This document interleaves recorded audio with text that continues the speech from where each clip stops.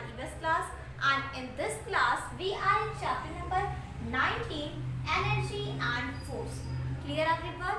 Students, in our previous session we have learned about the chapter. Okay बच्चों, हमने अपने previous session में about the chapter यानी कि चैप्टर के बारे में पढ़ा था. ठीक है. Now tell me what is the name of our chapter. Yes, the name of our chapter is energy and force. Okay, energy it means ऊर्जा, फोर्स इट मीन्स बल. Clear everyone? Now what is energy. Energy क्या है? Energy is the ability to do work. Okay बच्चों, कार्य करने की क्षमता को हम एनर्जी कहते हैं. And from where we get energy. We get energy from food.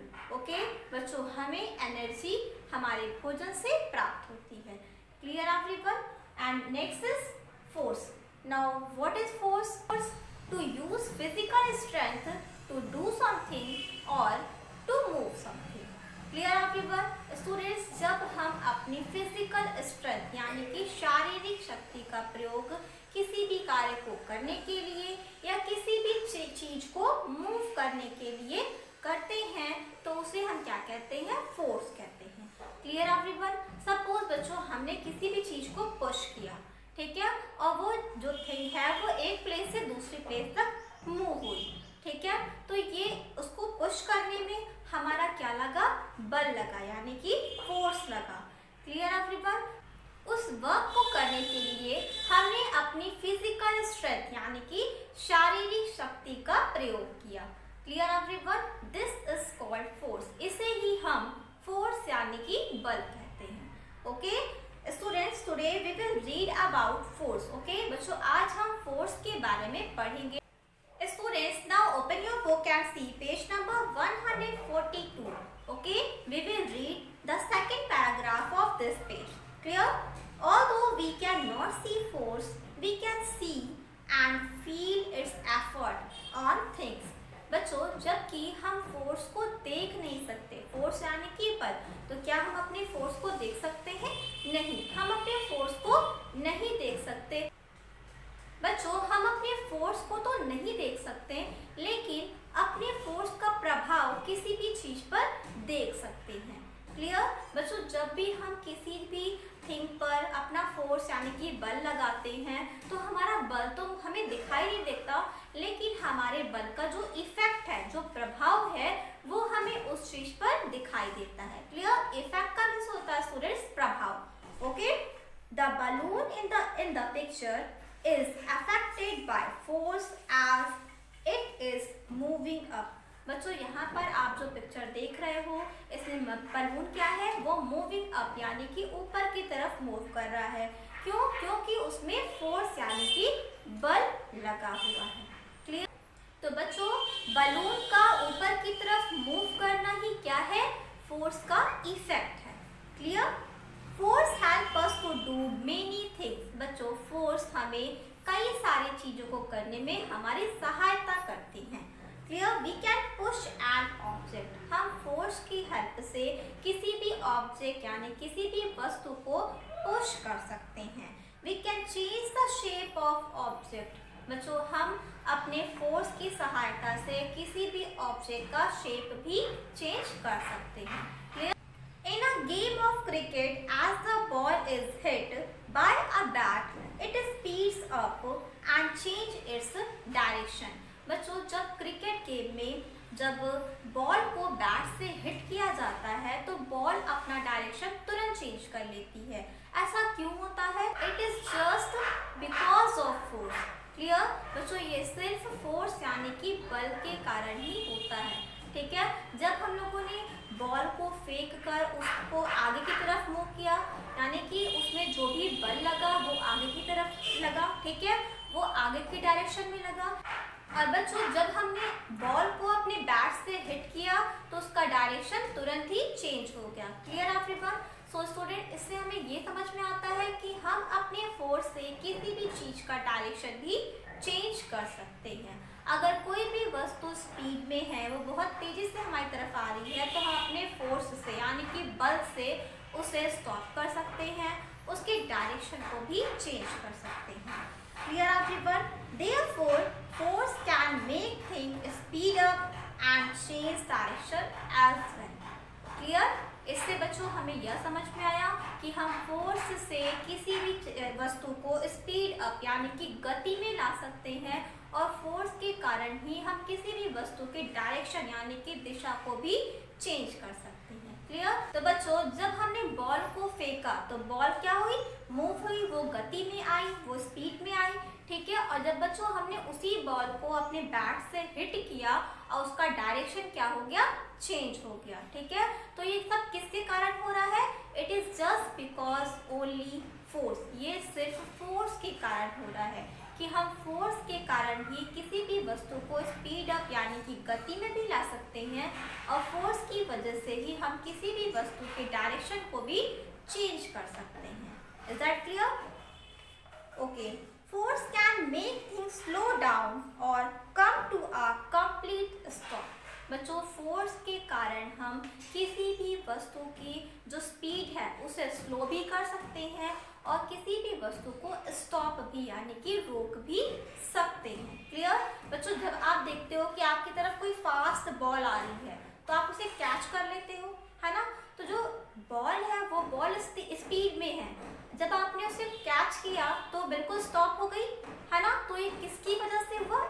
It is only just because of force. ये सिर्फ फोर्स के कारण ही हुआ।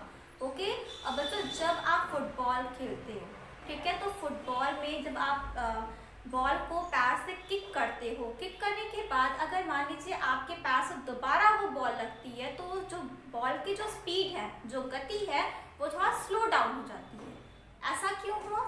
ये भी आपके फोर्स की वजह से ही हुआ।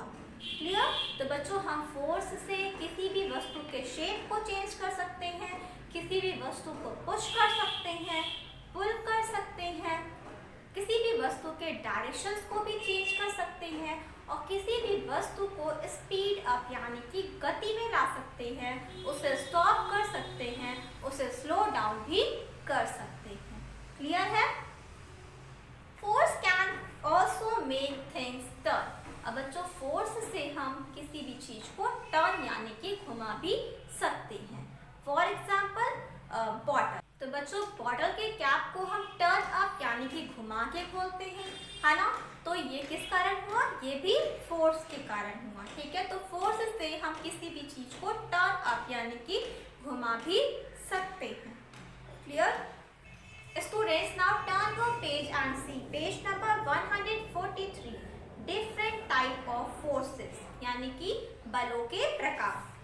There are many different types of forces such as force of gravity, friction, muscular force, etc. बच्चों फोर्स कई प्रकार के होते हैं। For example force of gravity, friction, muscular force. Clear everyone? Students force of gravity it means गुरुत्वाकर्षण बल, friction it means घर्षण बल और मस्कुलर फोर्स इट मींस मांसपेशियों का बल। Clear everyone? Okay, now see in your book air and water also apply force. बच्चों जल और वायु भी फोर्स यानी कि बल लगाते हैं।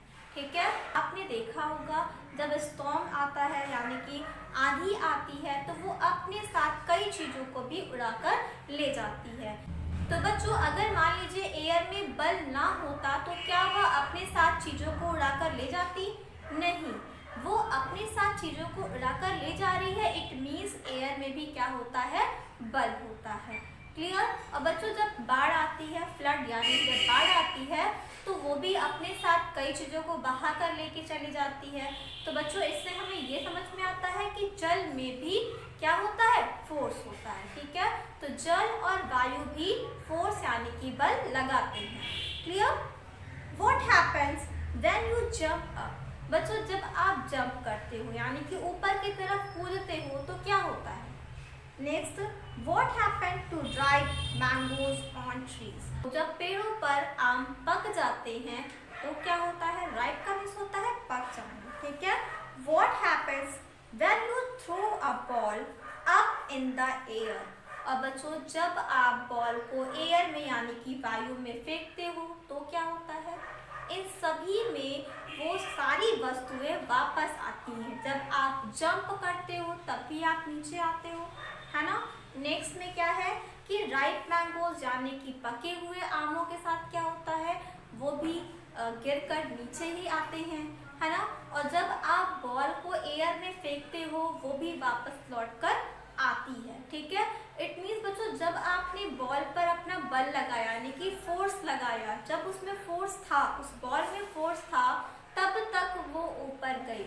लेकिन जब उसका जो फोर्स है वो खत्म हो गया, वो वापस कहाँ चली आई, नीचे चली आई। और ये क्यों हुआ, वो वापस नीचे क्यों आई, वो वहीं ऊपर क्यों नहीं रह गई? This is just because of gravitational force.